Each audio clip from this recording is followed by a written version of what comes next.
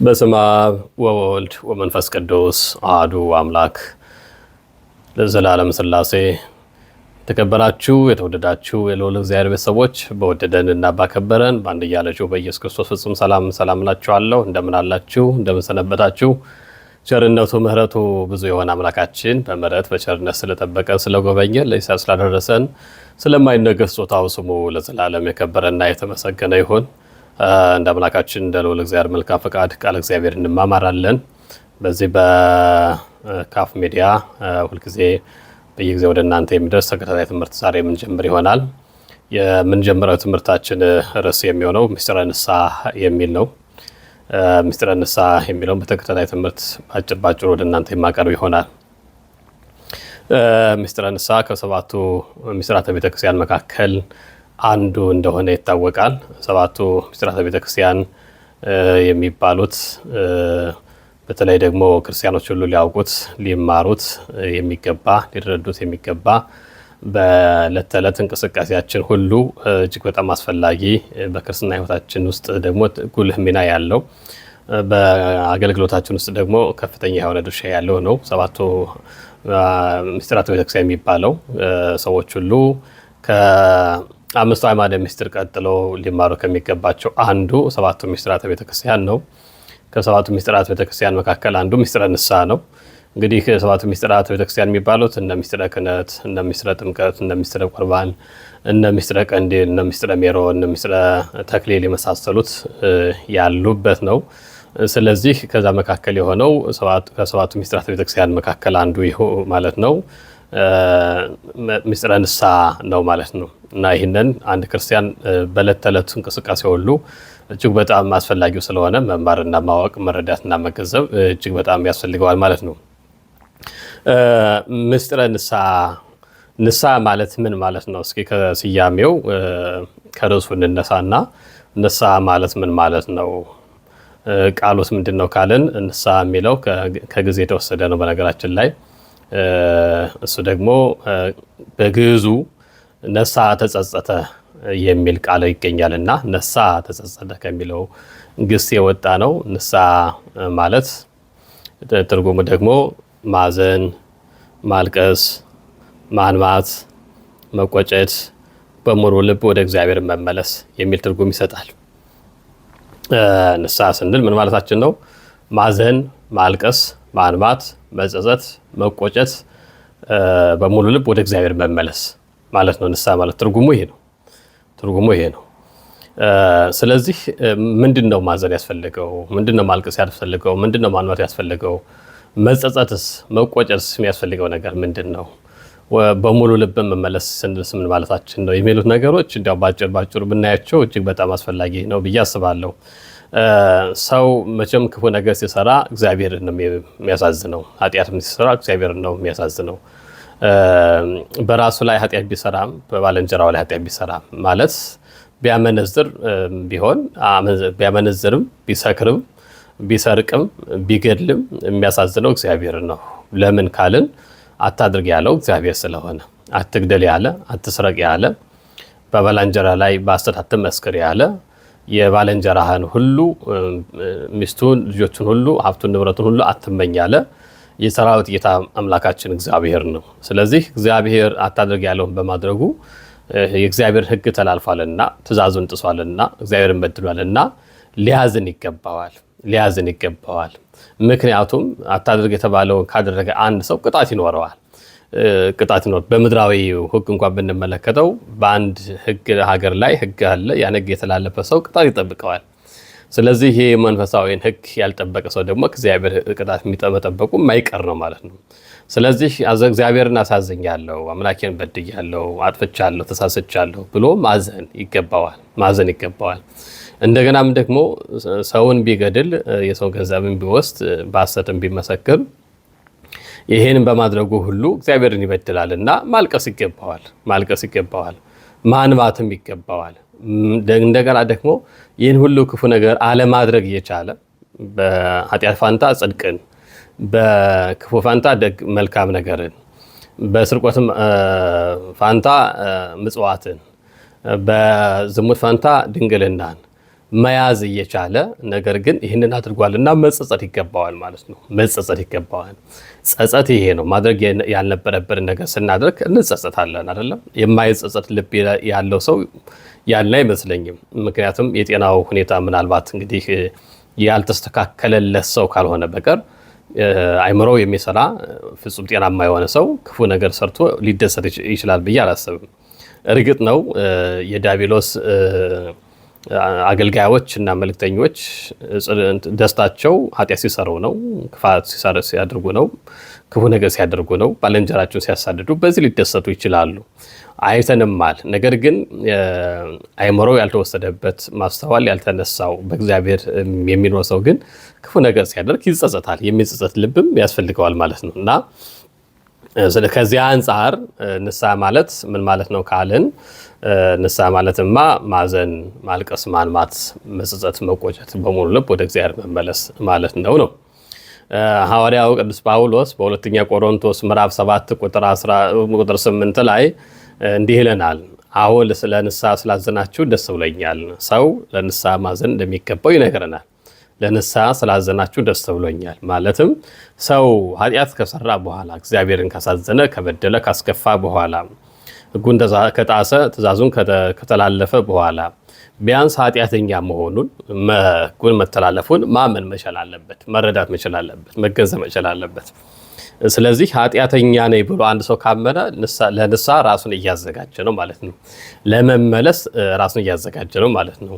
ወደ እግዚአብሔር ለመቅረብ ራሱን እያዘጋጀ ነው ማለት ነው። ከኃጢአት ለመውጣት ራሱን እያዘጋጀ ነው ማለት ነው።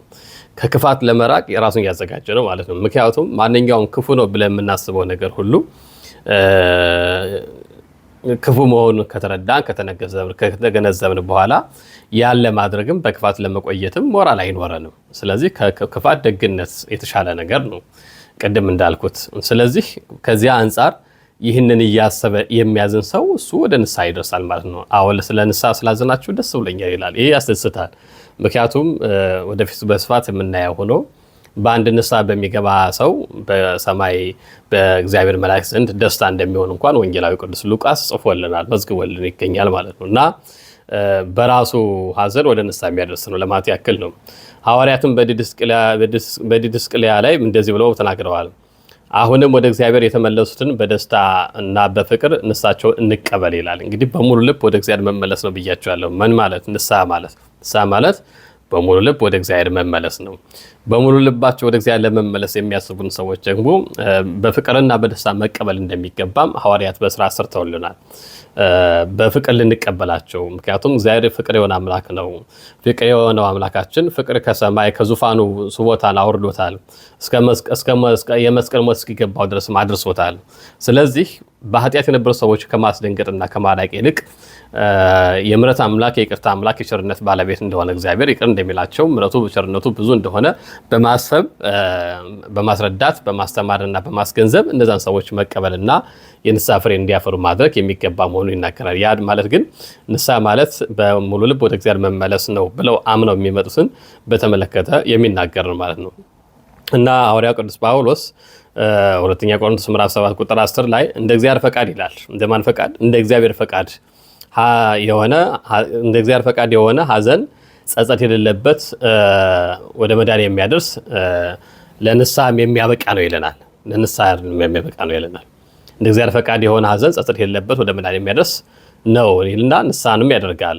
ንስሐን ያደርጋል። በቃ ለንስሐ የሚያበቃ፣ ለንስሐ የሚያደርስ፣ ለንስሐ የሚጋብዝ፣ በንስሐ ኦሞ እንድንታጠብ የሚያደርግ ነው ማለት ነው። እንደማን ፈቃድ የሆነ? እንደ እግዚአብሔር ፈቃድ የሆነ ሐዘን። አያችሁ፣ ያ ኃጢአተኝነት ሲሰማን፣ በደለኝነት ሲሰማን፣ ጥፋት ሲሰማን፣ ክፋት ሲሰማን የምናዝነው ሐዘን ለንስሐ ያበቃናል ማለት ነው። ከእግዚአብሔር ጋር ያስታርቀናል ማለት ነው። ፍጻሜው ደስታ ነው የሚሆነው ማለት ነው። ፍጻሜው ደስታ ነው የሚሆነው። ምክንያቱም በእግዚአብሔር ፈቃድ የሆነ ሐዘን መጨረሻው ደስታ ነው የሚሆነው።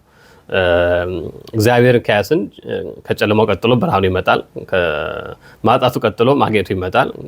ከውድቀቱ ቀጥሎ መነሳት ይመጣል እና ስለዚህ በእግዚአብሔር ፈቃድ የሆነ ሁሉ ነገር ሁሉ ደስታ ነው ማለት ነው። ደስታ ነው የሚሆን ማለት ነው። እንዲያውም ጳውሎስ ምንድነው የሚለው ከዚህ ቀጥሎ የዓለም ሐዘን ግን ሞትን ያመጣል የሚለው። የዓለም ሐዘን ሞትን የሚያመጣው፣ ጥፋቱም ሞት ነው፣ ኃጢአቱም ሞት ነው፣ ክፋቱም ሞት ነው።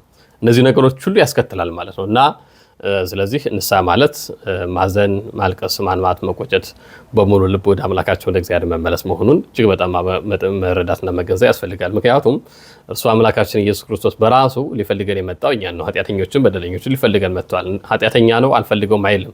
እሱ ራሱ ሰው የሆነው ኃጢአተኛ ፍለጋ ነው። 99 ነገደ መላእክት ትቶ እኮ ነው አይደለም አንዱን የአዳም ልጅ ፍለጋ የመጣው። 99 በጎቹን ትቶ አንድ በግ ፍለጋ የመጣው ክርስቶስ ነው። ስለዚህ እኛ በጎቹን ቀበሮ እንዲበላን ተኩላ እንዲነጥቀን አይፈልግም። ቀበሮ የተባለው ዲያብሎስ፣ ተኩላ የተባለው ዲያብሎስ እንዲቆጣጠረን አይፈልግም። የሰው ባሪያ ሆነ እንድንኖርም አይፈልግም። ክርስቶስ አምላካችን ልጆቹ እንድንኖር ይፈልጋል። ከባርነት ወደ ነፃነት ያወጣን ብለዚህ ነው። በነፃነት እንኖር ዘንድ ክርስቶስ ነፃ ወጣን ይላል ሐዋርያው ቅዱስ ጳውሎስ። ስለዚህ ነፃነት የወጣ ነው ከምንድን ነው ካልን ከኃጢአት ነው። ተመልሰን በኃጢአት ቀንበር እንዳንያዝ ግን መጠንቀቅ መቻል አለብን ማለት ነው እና በሙሉ ልብ ወደ እግዚአብሔር መመለስ መሆኑን ያስረዳናል።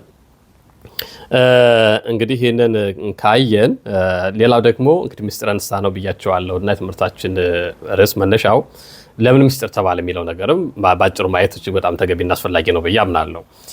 ለምን ንስሐ ምስጢር ተባለ? ንስሐ የሚለውን ትርጉም አይተናል። ምስጢርስ ለምን ተባለ? ምስጢር የተባለበት ምክንያት ምንድን ነው ስንል እንዲያው የተወሰኑ ነገሮችን አንስተን ብናይ በጣም ጥሩ ነው ብዬ አስባለሁ። ምስጢር እንግዲህ በብዙ መንገድ ይታያል። በዚህ ዓለም ላይ ብዙ ምስጢር አለ አይደል? ወደ 4 ነገሮች ማንሳት እንችላለን። በዚህ ዓለም ላይ እንኳን ምስጢር የሚባለው የራስ ምስጢር አለ፣ የግል ምስጢር ማለት ነው። የቤተሰብ ምስጢር አለ፣ የጓደኛ ምስጢር አለ፣ የሀገር ምስጢር አለ። እነዚህ ነገሮች አስተውሉ የእግዚአብሔር ልጆች። የራስ ምስጢር፣ የቤተሰብ ምስጢር፣ የጓደኛ ምስጢርና የሀገር ምስጢር ማለት ነው። የራስ ምስጢር የሚባለው እኛ ራሳችን ብቻ የምናውቀው በእኛ ብቻ የሚቀር ለማንም የማናጋራው ለማንም የማንናገረው ምናልባትም አስፈላጊ ሆኖ ከተገኘ ብቻ ለንስሐ አባት የሚነገር፣ ከዛ ውጭ ለጓደኛ የማይነገር ነው፣ ለቤተሰብ የማይነገር ነው። ይዘን ወደ መቃብር እንወርዳቸው ምስጢሮች አሉ፣ የታወቀ ነው። አንዱ ይሄ ነው። ሁለተኛው ደግሞ የቤተሰብ ምስጢር የሚባለው ነው። የቤተሰብ ምስጢር እንግዲህ በቤተሰብ ውስጥ ያለ ምስጢር ለጓደኛም አይነገርም፣ ለጎረቤትም አይነገርም፣ ለሌላም ራቅ ላለ ሰው አይነገርም። ለምን? የዛ ቤተሰብ ምስጢር ቢወጣ እና ሌላ ሰው ቢሰማው ምናልባትም የዛን ቤተሰብ ሕይወት አደጋ ላይ ሊጥል ስለሚችል ማለት ነው።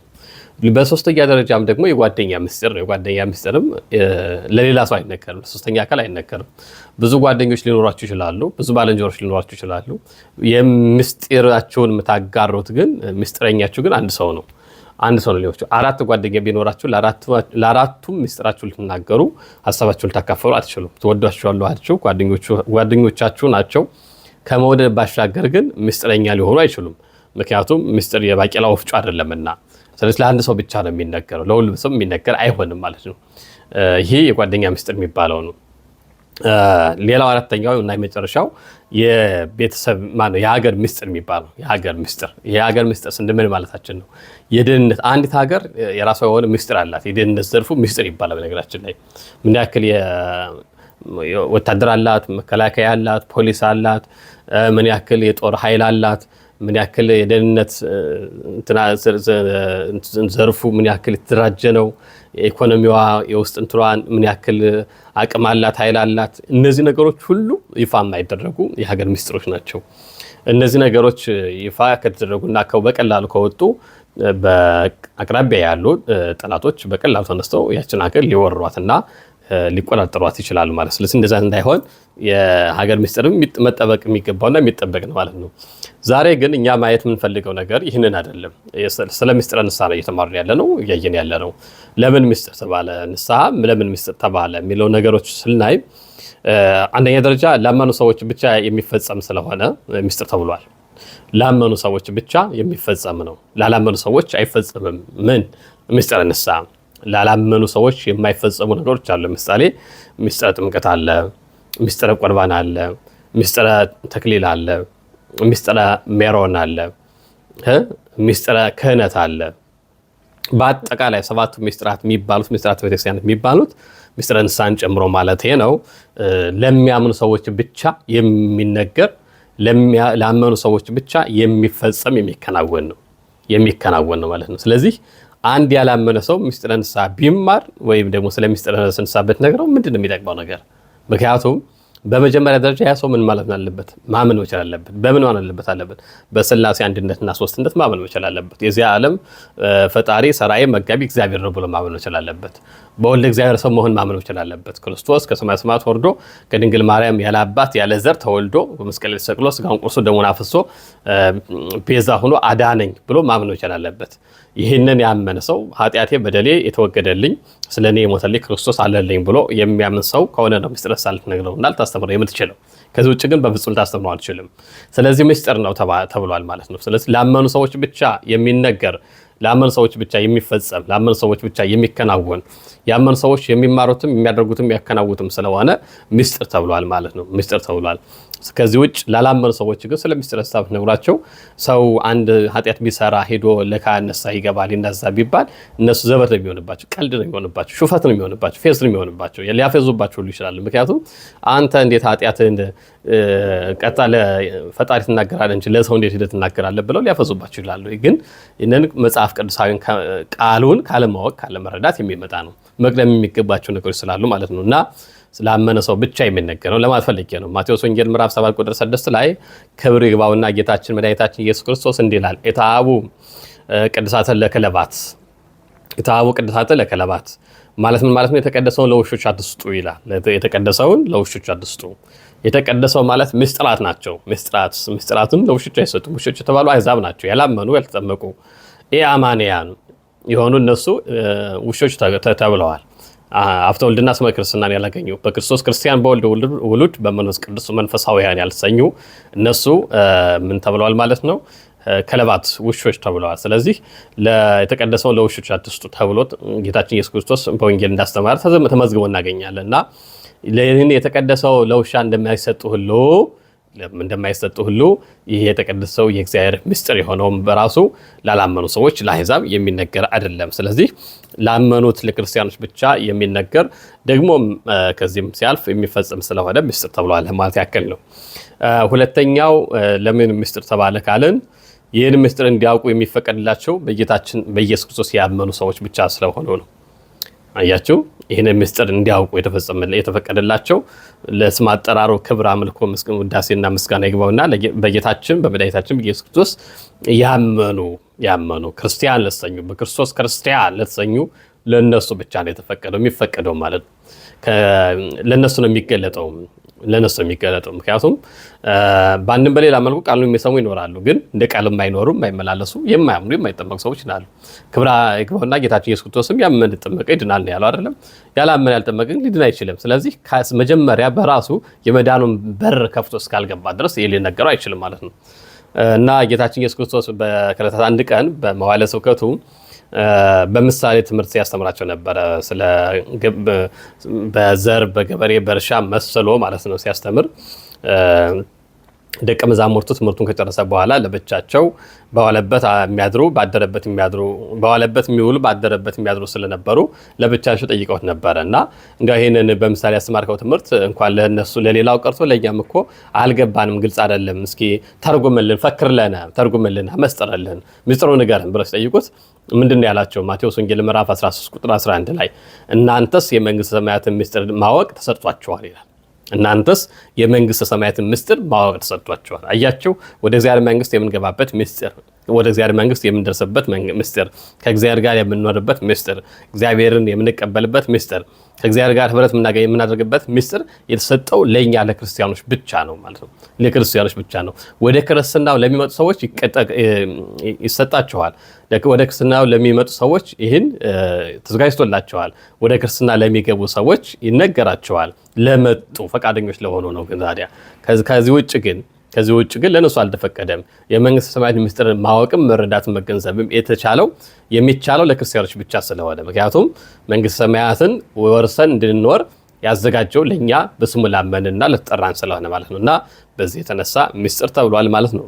ሌላው ሶስተኛው ምስጢር የተባለበት ነገር ስናነሳ ለማንም የማንናገረው ለንስሐ አባታችን ብቻ የምናገረው ስለሆነ ምስጢር ተብሏል ማለት ነው። ለማንም የማንናገረው ቅድም ነግሬያችኋለሁ። ብዙ በህይወታችን ውስጥ ለሰው ማንናገራቸው ምስጢሮች አሉ። ለምሳሌ ባልና ሚስት አብረው እየኖሩ ነገር ግን በብዙ መንገድ አንድ አካል ሆኖ ሳለ በብዙ መንገድ አንድነት ያላቸው ሲሆን በሀሳብ በብዙ መንገድ በመተሳሰብ በመረዳዳት በመተጋገስና በመሳሰሉ ነገሮች አንድነት ያላቸው ቢሆንም ነገር ግን እሷ ለሱ እሱ ለሷ የማይናገሩት ብዙ ነገሮች ይኖራሉ። በርካታ ነገሮች ይኖራሉ። በአንድ አልጋ ላይ ያደሩ በአንድ ቤት ውስጥ እየኖሩ ነገር ግን እሷ ለሱ እሱ ለሷ የማይናገሩት ነገር ይኖራል። ይሄ ምስጢር ነው። ስለዚህ አባት ለልጆቹ፣ ሚስት ለባሏ፣ ባል ለሚስቱ፣ ልጆች ለወላጆቻቸው የማይናገሩት ምስጢር ለማን ይነገራል? ለካህን ይነገራል። እሱ ደግሞ ምን ይባላል? ንስሐ ይባላል። ንስሐ ይባላል። ለማንም አትናገሩት፣ ለንስሐ አባታችሁ ግን ትናገሩታላችሁ ማለት ነው።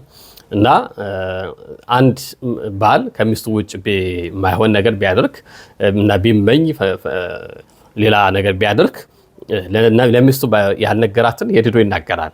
ለንስሐ አባቱ ግን ሄዶ ይናገራል፣ ይናዘዛል። ከትዳሬ ውጭ ማግጫለሁ ብሎ ይናገራል ማለት ነው።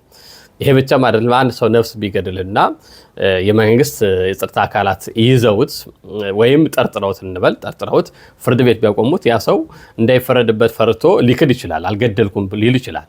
መረጃና ማስረጃ እስካልቀረበለት ድረስ ነፃ ይወጣል። ስለዚህ ይህ ሰው ከፍርድ ቤት ነፃ ቢወጣም ከአይምሮ ግን ነፃ አይወጣም። ከህሊና ዳኝነት ነፃ አይወጣም። ምክንያቱም ህሊና የእግዚአብሔር እንደራሴ ነው ይባላል፣ ወኪል ነው ይባላል።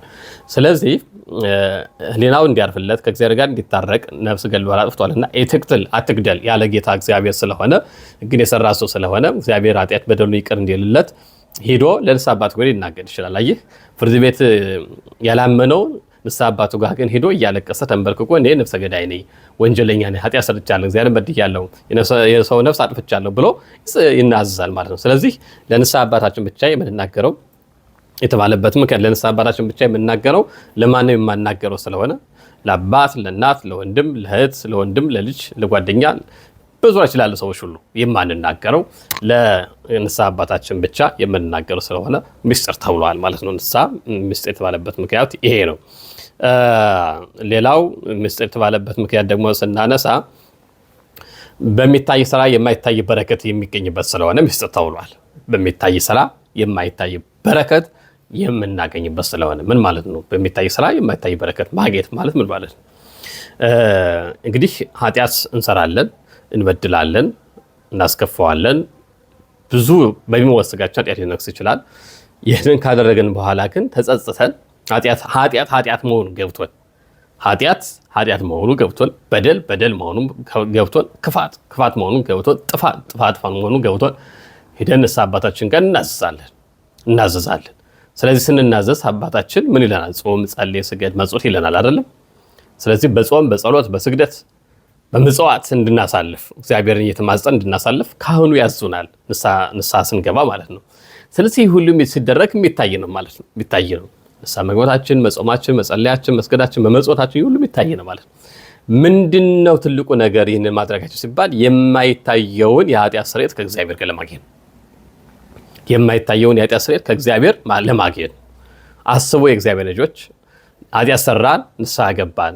ከዛስ ንስሐ ገባን በኋላ ምን እናገኛለን? የኃጢአት ስርየት እናገኛለን። በደላችን ይደመሰሳል፣ ኃጢአታችን ይቅር ይባላል። ኃጢአታችን ይቅር እንዳለ በምንድን ነው የምናረጋግጠው ካለን የማይታይ ስራ ነው፣ የማይታይ በረከት ነው። ያ አይታይም ያ በረከት። ምክንያቱም አንድ ሰው ለምሳሌ አሁን በጣም ቀላል ምሳሌ ላንሳና ገላውን ሳይታጠብ ልብሱን ሳያጥብ የተወሰኑ ቀናቶችን አሳለፈ ብንል ምን ይሰማዋል? የመቆሸሽ ስሜት ይሰማዋል። የመቆሸሽ ስሜት ይሰማው፣ ቆሽሻለሁ ይላል። ገላዬ ንጹህ አይደለም፣ ልብሴ ንጹህ አይደለም ይላል። ውሃ አግኝቶ ልብሱን አጥቦ ገላውን ታጥቦ ሲወጣስ ንጹህ የመሆን ስሜት ይሰማዋል። መጀመሪያ ማነው ቆሽሻል ያለው? ማን ነው? በኋላስ ንጹህ ነው ያለው ማን ነው? ሰው ነግሮት ነው ወይስ ደግሞ ከሰውነቱ ላይ የሚታይ ነገር ስላለ ነው ወይስ ምንድን ነው ካለን ነው እሱ አይደለም። አይምሯችን ህሊናችን በራሱ ምን ይላል? አሁን ቆሽሻል ይላል። ስንታጠብ ደግሞ አሁን ንጹህ ሆናል ይላል። ለምን? ነባቤት ለባዊት ሕያዊት ነፍስ አለችና፣ ነባቤት የምትናገር ለባዊት የምታስተውል ሕያዊት ዘላለም የምትኖር የማትጠፋ ነፍስ አለችን። ስለዚህ በዛ መሰረት ነባዊቷ ነፍሳችን አሁን ኃጢአትህ ይቅር ተብሏል። በፊት ኃጢአተኛ ነበርክ፣ በደለኛ ነበርክ፣ እግዚአብሔር አሳዝነኸዋል፣ አምላክን በድለዋል፣ አስከፍተኸዋል። አሁን ግን እግዚአብሔር ይቅር ብለዋል። ለምን? ንስሐ ገብተሃል፣ ተጸጽተሃል፣ ተመልሰሃል። ንስሐ ማለት ማዘን፣ ማልቀስ፣ መቆጨት በሙሉ ልብ ወደ እግዚአብሔር መመለስ ነው ብለናል።